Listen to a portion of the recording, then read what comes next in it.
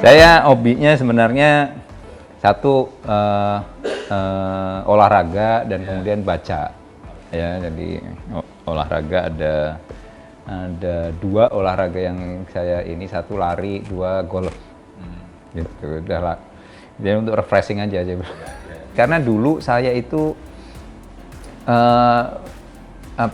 punya kolesterol itu sampai 400. Jadi dan benar, saya bahkan dari SMA, dari kuliah itu nggak suka olahraga. SMA kalau lari keliling lapangan atau keliling sekolah aja udah ngos-ngosan. Pas kuliah itu jadi seksi mampus gitu. Jadi kalau yang kaitannya dengan aktivitas fisik itu saya kurang suka. Tapi terus kemudian begitu didiagnosis atau ada waktu ke kantor dicek itu 400,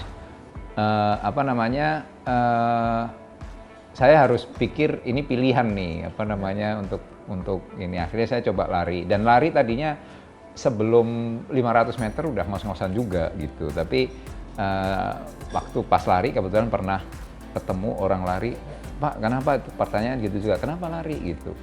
Oh saya ini nurunin kolesterol, bisa nggak ya? Oh kebetulan nih saya juga dulu kolesterol tinggi dan saya sekarang lari bisa 10 kilo. Wah saya kaget, wah kalau 10 kilo nggak kuat saya. Tapi akhirnya saya iniin karena saya nggak pengen minum obat gitu, saya udah olahraga aja. Akhirnya saat ini lari. Kalau sekarang diukur ya alhamdulillah udah turun nih, udah mendekati 200 gitu ininya. Masih tinggi tapi harus dibantu, kata dokter sih tetap harus dibantu obat supaya ya, jadi itu asalnya ininya. Tapi jadi keterusan karena punya komunitas dari dari teman-teman sekolah, kuliah, itu sekarang jadi keterusan. Ada komunitas komunitas lari namanya Giliran. Oh Giliran. Giliran itu 91, G-nya itu dari 91. Jadi angkatan kuliah di tahun 91 di ITB gitu. Okay. Jadi itulah, jadi keterusan jadi.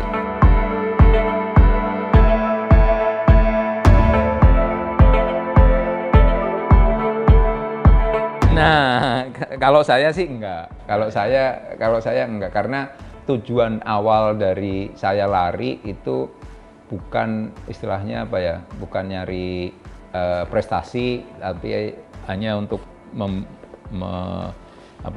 membantu kesehatan aja. Jadi kalau misalnya kan sekarang juga saya udah 50 tahun, itu harus hati-hati juga ininya. Jadi nggak ada rencana. Bahkan paling jauh saya yaitu tadi, saya paling half maraton, belum kepikir maraton. Karena kalau maraton tuh teman-teman yang saya lihat di komunitas lari itu memang satu pakai latihan yang disiplin, dua metode latihannya juga jelas, nutrisinya harus diatur, bahkan pas lari pun nutrisi pas lari juga. Nah itu saya nggak sempet atau masih belum sampai ke situ lah gitu. Teman-teman saya sih udah pada banyak, yang teman saya yang seangkatan ada yang Ironman juga ada. Ada ya. Triathlon. Iya, triathlon yang jaraknya bukan hanya maraton terus kemudian sepeda ratusan kilo sama renang. Saya enggak, kecuali nanti tidak.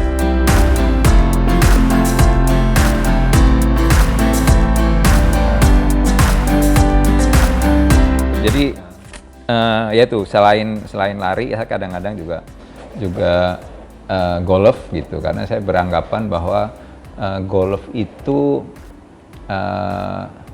kita bisa membicarakan sesuatu apapun, termasuk sesuatu yang nggak enak di tempat yang enak. Gitu.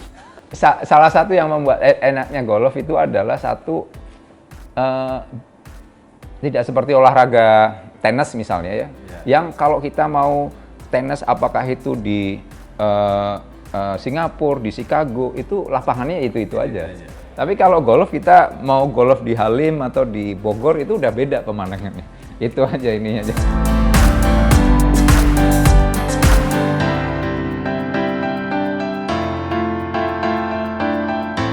Ya, itu saya memang berkomitmen paling enggak kalau weekend itu ada selalu waktu yang untuk keluarga.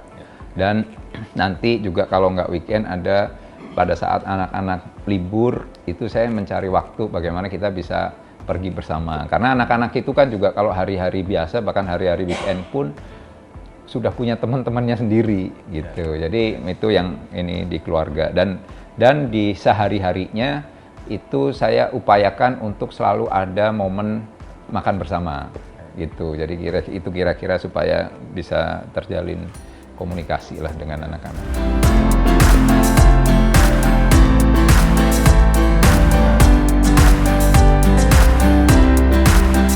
Ya memang SMA kita kenal, tapi setelah itu sebenarnya kita jauhan karena kuliah saya di Bandung.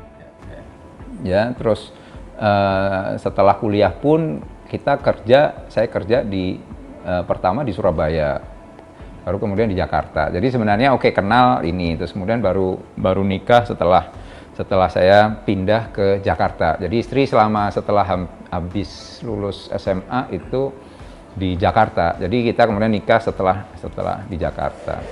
Ya kalau jadi yang namanya jodoh ya itu kan mau ini orang dari zaman kenal dari SD juga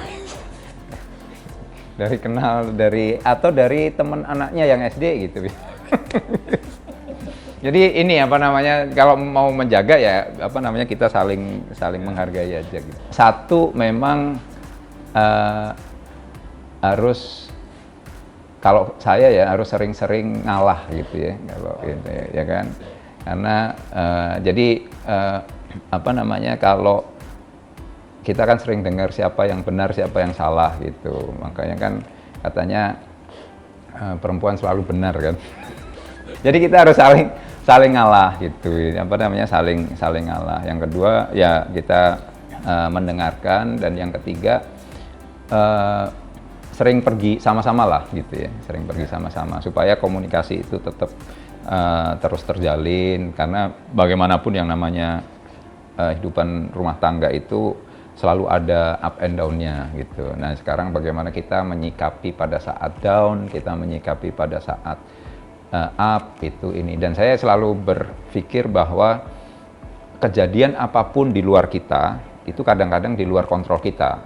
Apakah misalnya pasangan kita lagi marah atau pasangan itu enggak ini, tapi pilihan menyikapi situasi itu ada sepenuhnya di kita. Ya, ada pilihan menyikapi situasi itu ada sepenuhnya di kita. Tapi apapun kejadiannya itu kadang-kadang di luar kontrol kita. Nah kalau kita paham itu, kita bisa milih bagaimana menyikapi situasi yang lagi down, kita siap menyikapi situasi yang lagi up, gitu-gitu kira-kira.